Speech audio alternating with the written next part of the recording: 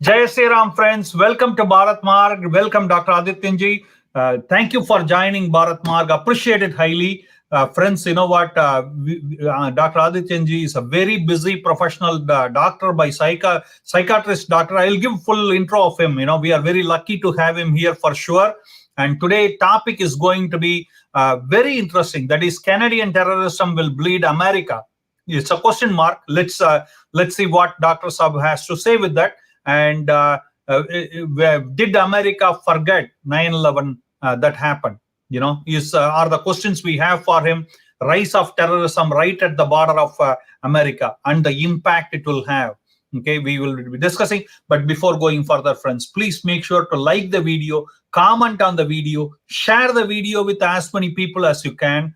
And because we need your support in reaching out to more and more people with truth and exposing the enemies. Okay, and also, friends, please make sure to subscribe the channel if you didn't already, and also press the notification bell to make sure that you get notified as we go live, along with the heading, so that you can, if you have any questions, you can ask. Any conversation if you want a part of, you can come and give your input also.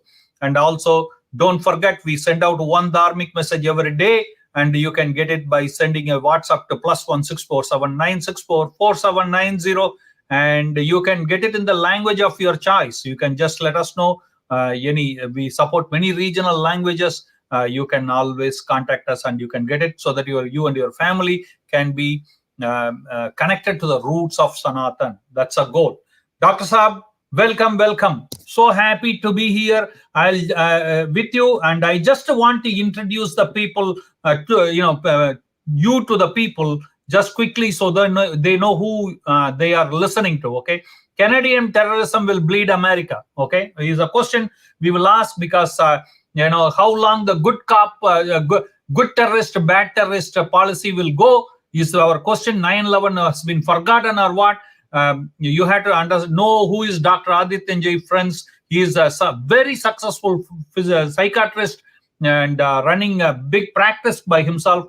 And also, he is a president of Council of Strategic Affairs that deals with international relationship and geopolitical issues. He also keenly interested in upholding human rights and religious freedom, and is the president of International Commission for Human Rights and Religious Freedom.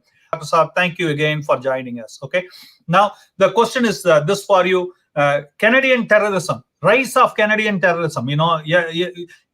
Today there was. I just give you a brief on this. The minister from Bangladesh slammed Canada and said, if you are a terrorist, if you are a mass murderer, if you are a killer, you can get a Canadian citizenship and go and settle down and live comfortably. This is what happening at your border, and what kind of impact it will have on America. Floor is yours. So, first of all, I'm very pleased to be on your channel, Bharat Marg, Sundarji. It's always a pleasure, because you ask very penetrating questions. And the question you have asked is very, very relevant. If we have some understanding of history, I think we will know that, yes, terrorism based in Canada will eventually come to United States. It's not a question of will it, it's a question of when. And I'll give you the example, but you mentioned about actually Bangladesh foreign minister. Mm-hmm. He is on record to say Canada has become the hub of international murderers and terrorists, because the killers of former Bangladeshi Prime Minister Mujibur Rahman found sanctuary in Canada, and Canada refuses to extradite that convicted killer to Bangladesh. Similarly, there are statements by Sri Lanka. Right.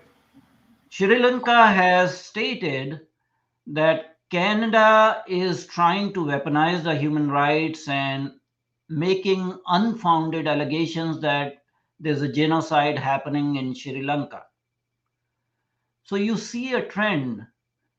Canadian government's attitude towards India is not to be seen in isolation, how they are treating some countries from the Indian subcontinent, and at the same time, they are giving encouragement to terrorists belonging to the fountainhead of terrorism in the entire world, Pakistan. Mm-hmm. So this is an incongruous situation. Whenever you make a distinction between good terrorists and bad terrorists, and you harbor terrorists on your soil, invariably the example is that that terrorism has spilled over into the local population, and has created problems for the host country. Mm-hmm. You have seen that in Pakistan. Pakistan propped up Taliban to take over Afghanistan, but now for last 30 years, Pakistan also has homegrown Taliban, which are Mm-hmm. Pakistani Taliban, and they are creating mayhem in Pakistan, killing, murdering people, etc. Right. So that is already happening. And the effect of terrorism is being seen in Canada, as it has become hub of or sanctuary of murderers and international terrorists, because the government does not prosecute them. And I'll give you an example. Last year, there was a Baloch activist by name Karina Baloch who was found murdered, Very dear to all of us. and her body was found floating in a lake. And Canadian police, without investigation, adjudicated that it is a case of suicide. Mm-hmm. Why it would be a case of suicide when they are all suspicious telltale events? The allegations are that Pakistani ISI agents murdered her on Canadian soil. Canadian government did not make any noise. Now, recently a video has surfaced that in Brampton, city of Brampton in Canada, group of terrorists who are ostensibly Canadian citizens were preventing other Canadian citizens to enter into that area. Means Canadian terrorist occupied land. Yes. So you have, in a way, a sanctuary or Canadian Khalistan in Brampton, which should be renamed. So you are Mm-hmm. already seeing the spillover effect, that if you are having emboldened terrorists, Canadian terrorists in Canada, occupying land and not allowing other peaceful Canadian citizens to enter that area legally in a peaceful manner, that reflects on your law and order situation. Absolutely. But Dr. Sab, I have a question for you here. Okay. They have 5 eye, 6 eye, everything. Okay. Whatever that is. Okay. Now, America never blamed Canada for rise of terrorism. America never said, oh, your terrorists are growing on your soil. But that means they are also in bed with this. What Okay. kind of effect that will have on them? So, from a geopolitical perspective, we have to say that since post World War II, there is a de facto Anglo Saxon alliance that claims to be running the global rules based order. Mm-hmm. And the members of this post World War II Western alliance are United States, UK, Canada, Australia, and New Zealand. And they share intelligence amongst themselves, and the The mechanism. guys who abuse the human race the most. Yes. And they have this intelligence gathering and sharing mechanism called Five Eyes. Mm-hmm. So Canadian Prime Minister claims that they have quote unquote credible intelligence from an ally, and it is, Credible allegation. yes, credible allegations on the floor of the parliament.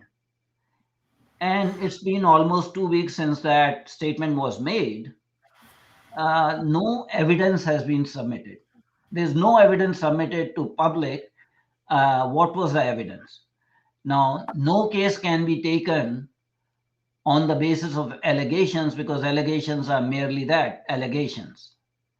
Now, the speculation is that there was a report leaked in New York Times that intelligence may have been provided by United States. And although United States has not overtly come in favor of Canada, but is making the right kind of diplomatic noises that government of India should cooperate with Canada. But on the other hand, Is Canada cooperating with government of India? Did Canada cooperate with government of India for extradition of Talvinder Singh Parmar in 1982 when Pierre Trudeau was the Prime Minister of Canada and this terrorist was being harbored on Canadian soil?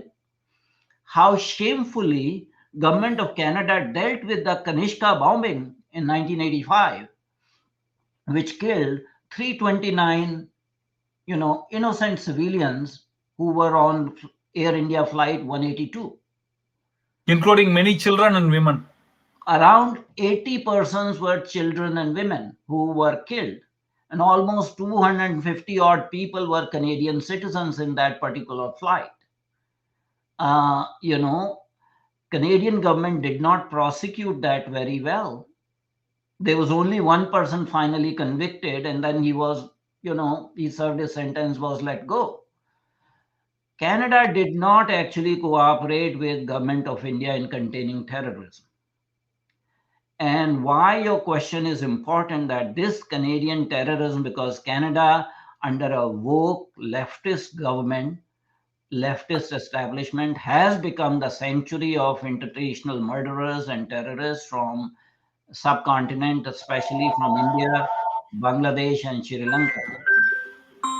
So what would be the impact? Impact would be that there will be local homegrown terrorism, as you have seen in Pakistan. Mm-hmm.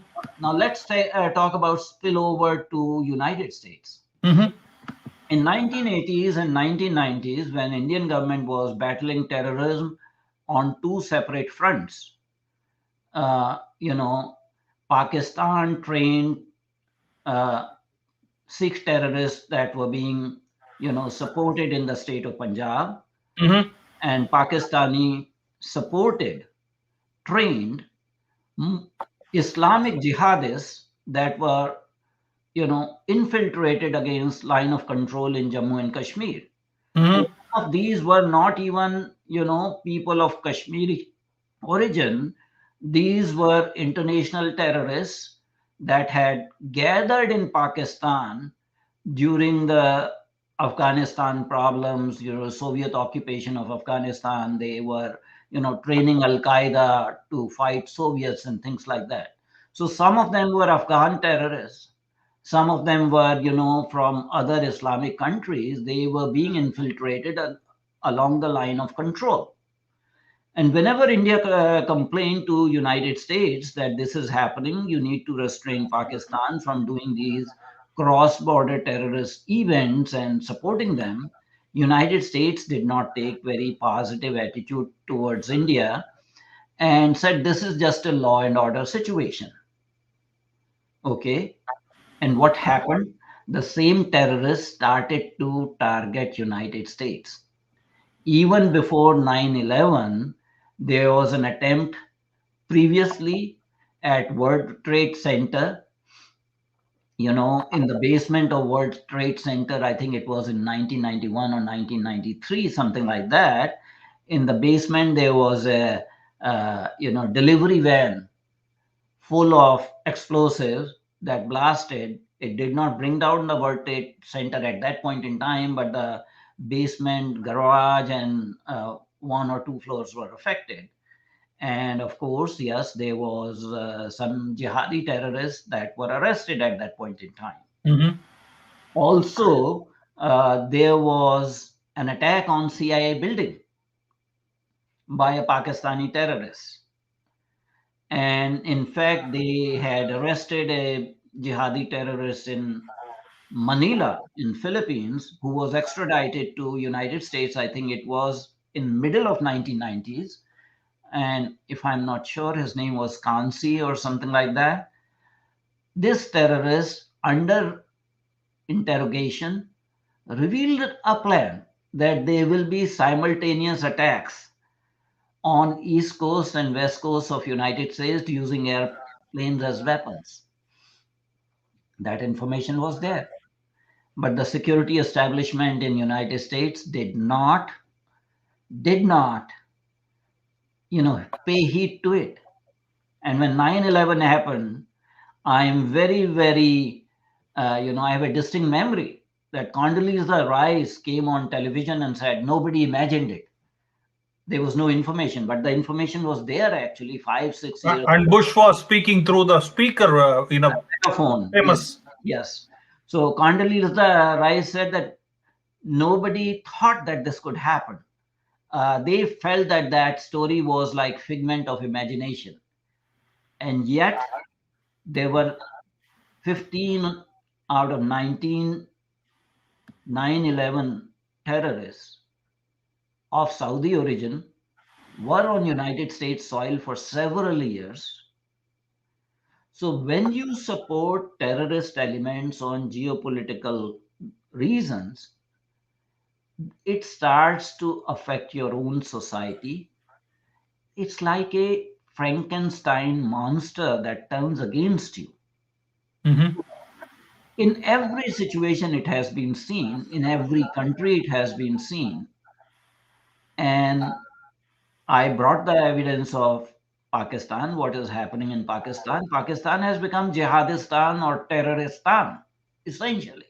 It's finished. It's finished. It's finished. Canada is on way to become the same by harboring, there are crimes that Canadian government cannot investigate, cannot prosecute. Canadian government can not restrain these, extremist terrorist elements from attacking Indian High Commission. And the same is happening in United States. The Indian consulate in San Francisco was defaced, vandalized.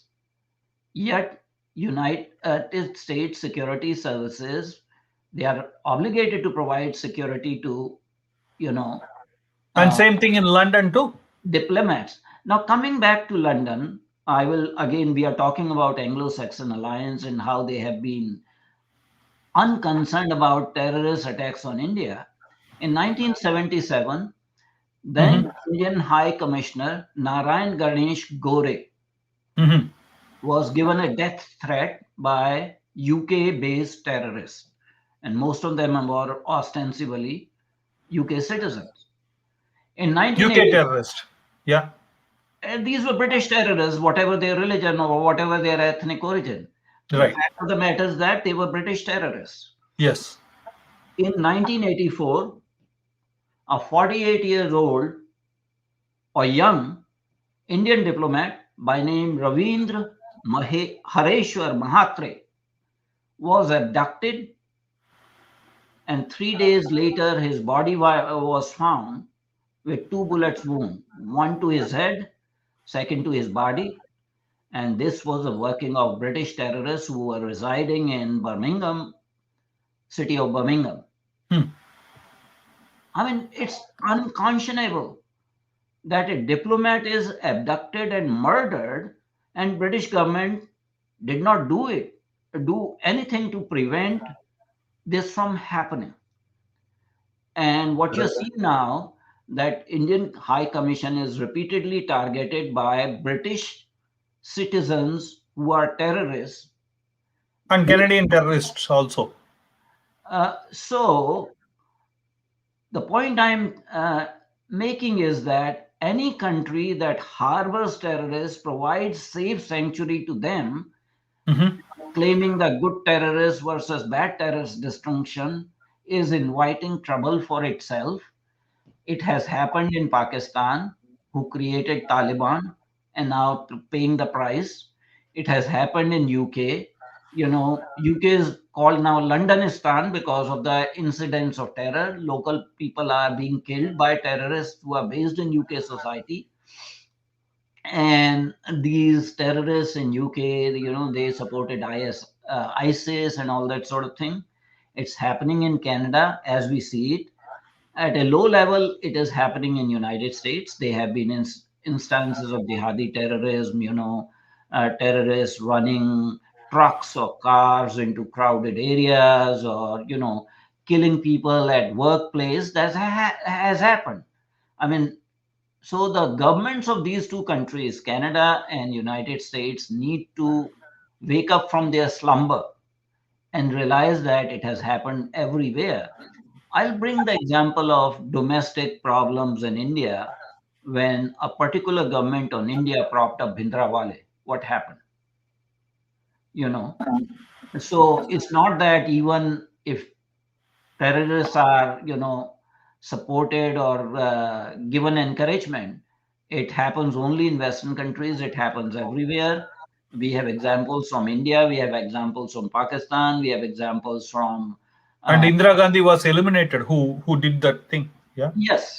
So I am making a point because it's a very rational point. We have to learn from history. Yes. There are two adages. One is that those who fail from to learn from the lessons of history are condemned to repeat it. So if you don't understand that, historically terrorists have, I have said Frankenstein monster. It's like Bhasmasur. You create Bhasmasur is going to Absolutely. burn you down. Absolutely. Dr. Sab, I have one question. Final, we are reaching the final stretch. I have a question. Now, from American standpoint of view, okay, one side, the drug lords, gangsters, mobsters on the southern border. Okay. Again, the similar situation in Canada. Okay. Now, how do you see American coming out of it? America coming out of it? Will they able to come out? Do they have the leadership for it? I don't think so. The problem is that the American society is deeply polarized. There is civil strife. Both the parties have extremist positions and they are at each other's throat. So the casualty is the governance.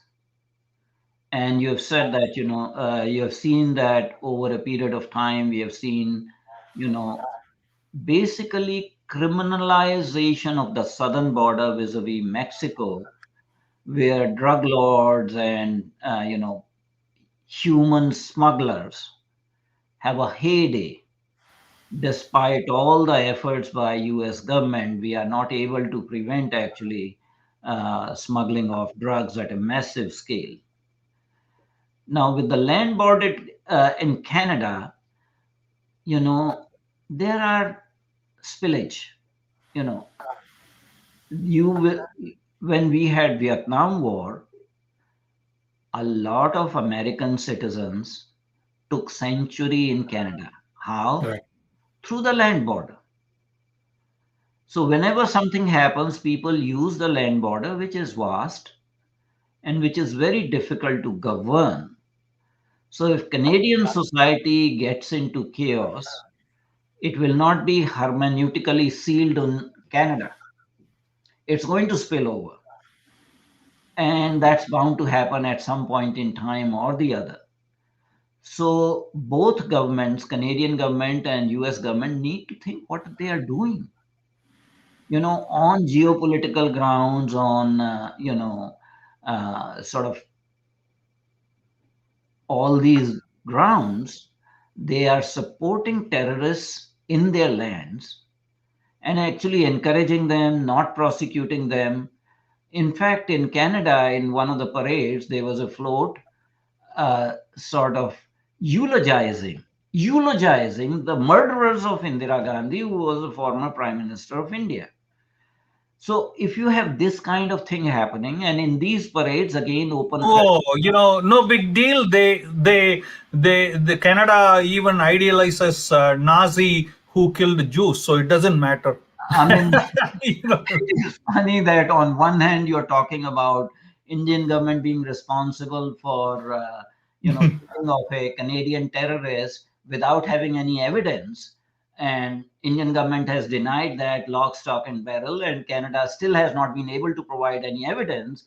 Talking about credible intelligence or allegations is not good enough. We know what intelligence means. There was an intelligence that was shared by uh, General Colin Powell in United States Nations Security Council about weapons of mass destructions and movable bioweapons labs and nuclear weapons program in Iraq, on which United States conducted an illegal war in Iraq.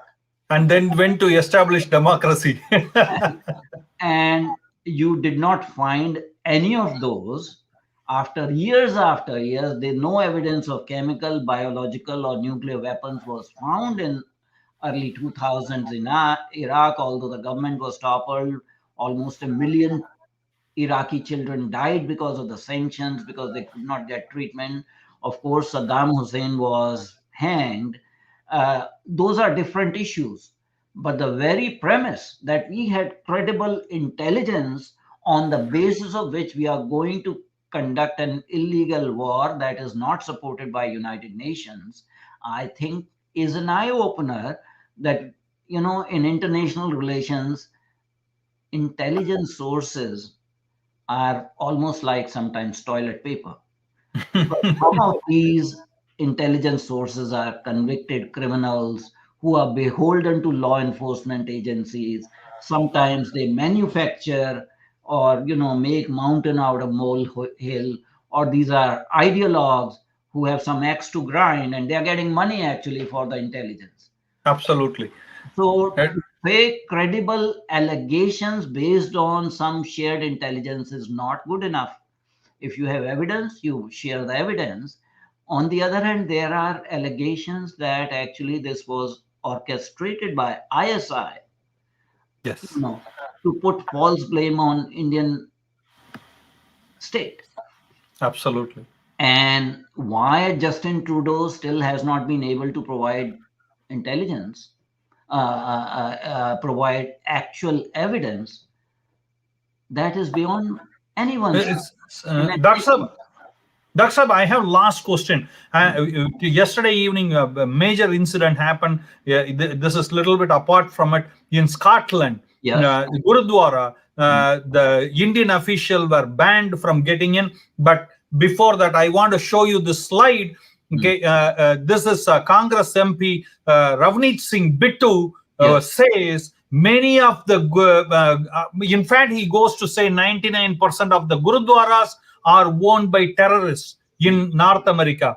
And he goes on to say Pannu owns almost 100 Gurudwaras which were separate, and Nijjar was the plumber, what they call, who was having notes from the notes exchange with the intelligence officials of Canada. He was in charge of almost like 10 Gurudwaras. So Gurudwara and the terrorist nexus, that's what exposed by Congress MP Ravneet Singh Bittu. There's a last question for you, sir. So let's go into the background of this. The Indian High Commissioner Vikram Doraiswamy was invited by the Gurdwara Committee in Scotland to come and listen to the community and have regular interaction. So he was very honorably invited. Now, what happened that 3 terrorists who were not based in Scotland, these were outsiders, they came and tried to terrorize the Indian High Commissioner. They tried to pry open the door of the car and took upon themselves. Of course, the law enforcement was nowhere to be seen. If British government has any law and order, they need, and if they have credible intelligence that these terrorists, UK-based terrorists, will try to interfere with the civic obligation of Indian High Commissioner, they should have acted and made sure that there was security, and these non-Scotland based terrorists were not able to intimidate Indian High Commissioner who was doing his civic duty. So that is one aspect of it. Second aspect of it is that Indian Sikhs have nothing to do with these. Besides Congress MP Ravneet Singh Bittu, SGPC has come out with a very strong statement, and a number of Sikh civil society members in India have come out and said, we Sikhs have nothing to do with it. No, he is not talking about Sikhs. He is talking about Gurudwaras. Gurudwaras. The management of Gurudwara.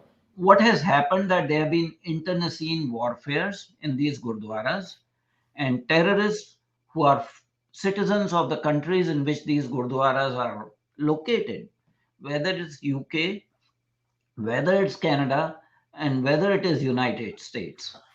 These extremists and terrorists have actually fought other elements of the same community and taken over the gurdwaras, because there's a lot of money that is offered to these gurdwaras. And they are using that hubs of terrorism because the police would not enter the gurdwara ordinarily. So it is true, not just in Canada, not just in UK, but pretty much all over the Anglo-Saxon countries, the gurdwaras have been taken over by terrorist elements. Means, see, SGPC does it in a similar way too. Let's face it. I have been in Punjab, traveling around, going to many gurudwaras, and you find Bindranwale's picture. Means this is not kept by an individual innocent Sikh. Do you agree, sir? I think what is happening, that SGPC in 1980s and 1990s and early 2000s took certain stance. Now the environment, the optics in India is changing. So SGPC is also forced by public opinion to change their stance. So they issued a strong statement that, this does not behoove. Gurdwaras are for anyone to come in. There is no, restrictions or rules or something like that. But yes, during that era, SGPC took an unfortunate stance. My hope is that as situation in Indian civil society is changing, and an ordinary Sikh no longer supports these terrorists. There's a Pew survey which suggests that 95% of the Indian Sikhs don't support actually this violence or this terrorism, and 98% do not actually support the concept of Khalistan. The SGPC will also be forced to moderate its stance and dissociate itself from terrorism.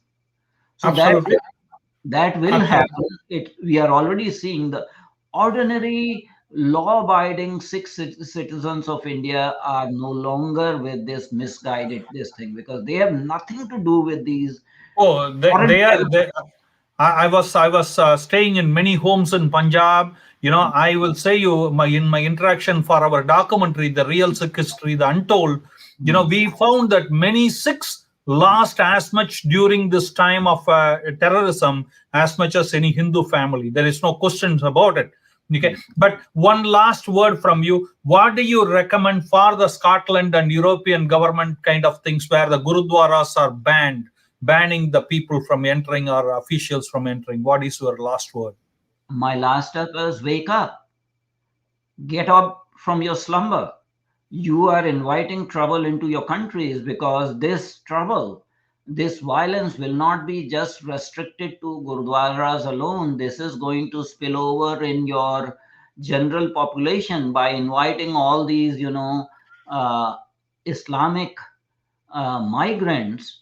They have created a law and order situation. So you don't know, when these people allowed migrants from Islamic countries without any vetting, that some of them are terrorists. The same thing is happening with gurdwaras. So European countries and Western countries need to strictly impose their own law and order machinery on these terrorists and not tolerate them. It should not be, wink, wink, nod, nod kind of situation, that since these people are for the time being targeting India, so it's okay for them to have a sanctuary in our country. Eventually, Absolutely. they will bite the hand that feeds them. Absolutely. Absolutely. Dr. Saab, thank you very much for joining us and also pouring your heart. Appreciate it very highly. And you coming and spending time, taking away your busy time and spending with us, and appreciate your wisdom, and looking forward to see you again very soon. Thank you. Jai Sri Krishna. Jai Sri Krishna, sir. Thank you very much indeed. It was a pleasure to come on your platform. Absolutely. Hare Krishna. Hare Krishna.